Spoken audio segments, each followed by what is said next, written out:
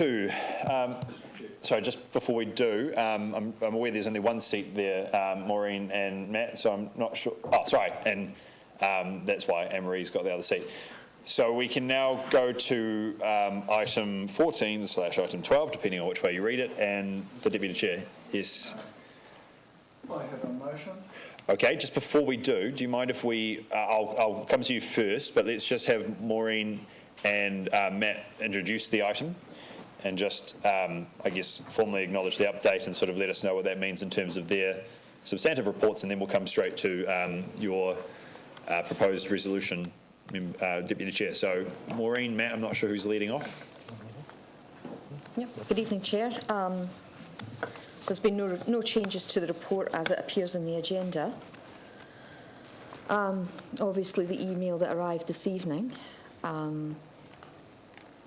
we now no longer have an application to consider from Yachting New Zealand, which really was the topic of the report. So I guess it naturally follows that there's no longer a substantive aspect of the report. Okay. Yeah. I think that was the point we needed clarified. Matt, is there anything further to add? That's all, Mr Chair. Right. So, Member Gillen. Thank you, Mr Chairman. I move that the Devonport-Takapuna Local Board notes that the application for a lease and landowner consent on Takapuna Beach Reserve from Yachting New Zealand has been withdrawn. And second part of the resolution, that no further consideration be given to additional uses of the Takapuna Beach Reserve until after the Takapuna Holiday Park EOI process has been completed and the Takapuna Beach Reserve Community Focus Group, and correct me if that's not the right name, has completed their work and reported back to the board, and not before the incoming board convenes. And in the meantime, the Takapuna Holiday Park is able to occupy the total of the site it currently occupies. Okay.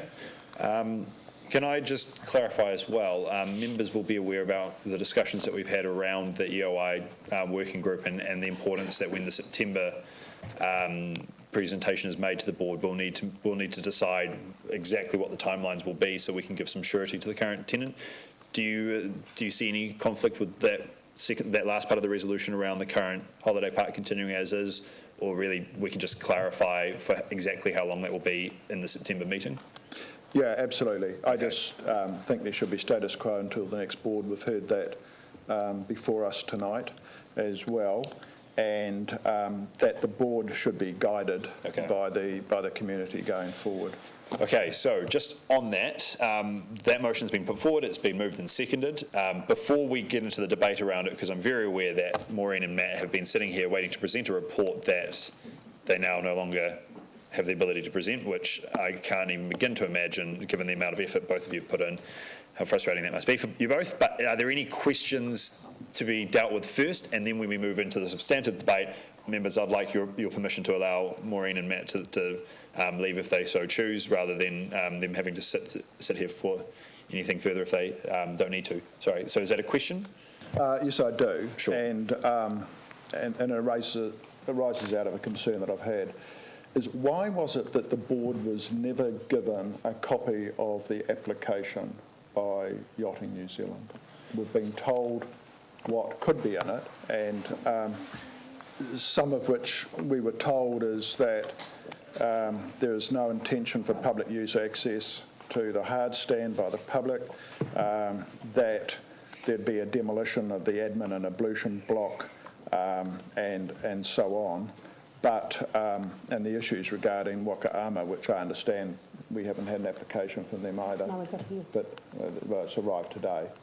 But why were we given a report that talks about the application, but we never received the actual copy of the application? So Maureen, you've previously given an answer on this, so I imagine you've got the answer? Through you, Chair, I don't normally present the applications with the reports. We take the information from the application, analyse it, take the relevant parts and put it together in the report, but we do not normally include the application with the report. So if the board had asked for a copy, it would have been given a copy? Through you, Chair, I think the board did ask for a copy at the workshop, and I was advised that that was not common practice. Yeah. So again, well, I'm not sure of your answer. Your answer is because it's not usually done, so it can't be done. Through you, Chair, the information in the application is in the report. There's nothing in the application that we've held back.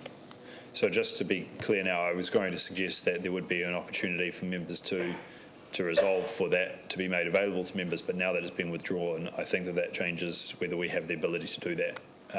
Could you clarify perhaps, Maureen? I think that's a difficult point maybe to get a comment on, but if you could. Whether a withdrawn application can still be circulated to members or not. I'm sorry, Chair, I've never had experience of this before. I'm not quite sure what the protocols are when the application has been withdrawn. Mr. Perry? Thanks. Sorry, just pass the hot potato over to you. Through you, Mr. Chair, it's a tough call. Is there any reason to withhold it under particular clauses of Lagoima? I would suggest probably not. No, as I say, there's nothing in the application that we haven't actually put in the report, but the application's there. So through you, Mr. Chair, being put on the spot, I think in the event that the board wants that released to the public, I suggest that we do it through a formal request under the Local Government and Official Information and Meetings Act. Okay. Just because I don't want to commit to something that I don't really know what the implications of are. If you go through the process, we can tease that out. Okay, Deputy Chair? But I can't foresee any reason why it would be withheld. Okay, well, that's fine. And I've got a lot of experience in applying for Lagoima through council. And the response has always been to wait at least 20 days and often to use the 20 days to reply to say that it's in process. A couple of requests have actually asked for thousands of dollars to release it, and I'm a board member. So that might be the only course of action to be safe. That's true. But can I suggest if that request is made, that if there are no grounds under Lagoima to retain it, then, as it's a simple document, then it should be released straight away and not just sit and go through the processes of Lagoima. Because the 20 days is actually a maximum, but council seems to take it as de rigueur. Yeah. Through you, Mr. Chair, most of the times those 20 days are required to do some substantial research in terms of answering the question under Lagoima. In this instance, I see the question as merely a legal one as to whether or not the application that we currently have can or cannot be released.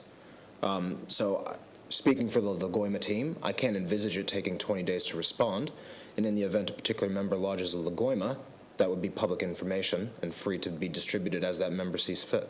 Okay. So I think as a body of work or action point coming out of this, I think there's that understanding that Mr. Perry can take that up with the Lagoima team to see how quickly it could be released. I just heard two different responses. The first was that the board should apply under Lagoima, and the second was that the members should. Okay. So is the request that officers, local board services officers request under Lagoima that information, or is a particular member intending to lodge a Lagoima to get that? Because I do not intend to lodge a Lagoima on behalf of a particular member of the board.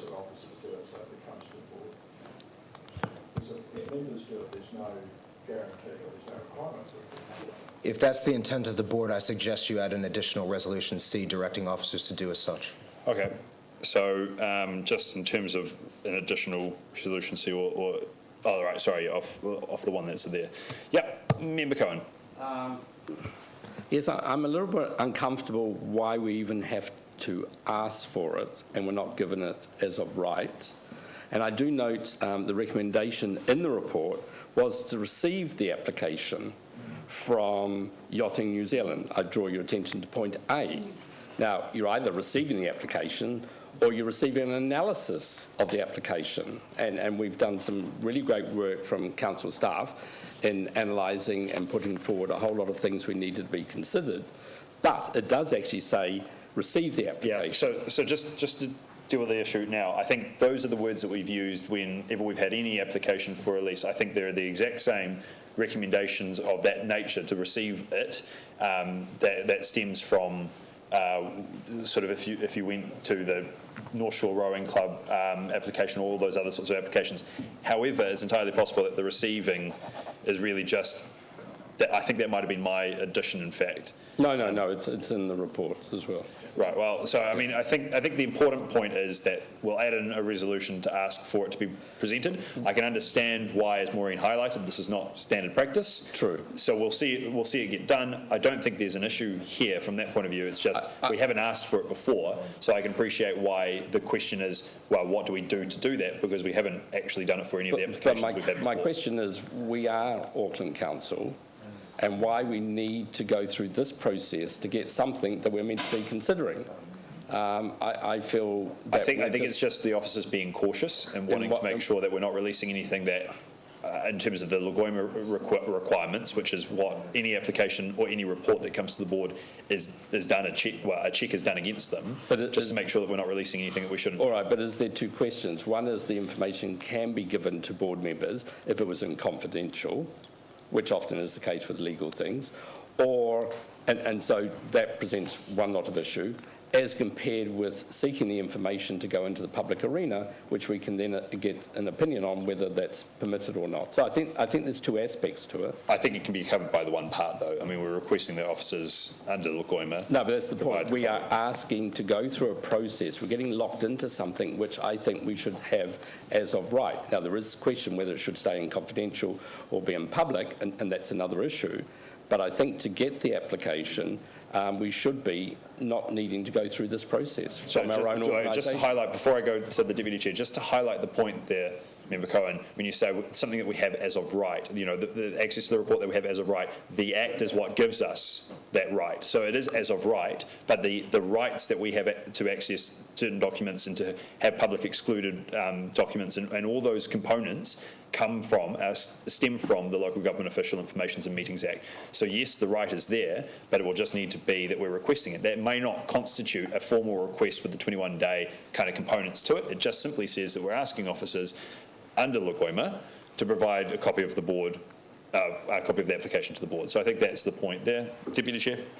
Well, yeah, I take both points, and I think, like, to be helpful, if we have requested officers, comma, even if necessary under the Local Government Official Information Act, then if it doesn't have to be Lagoima, then that's fine. If it has to be, well, then we do it that way. So I think that's in there now. Now, just going back to questions to be asked, I had Mike, and then Member Cohen, and then I had Member Hale.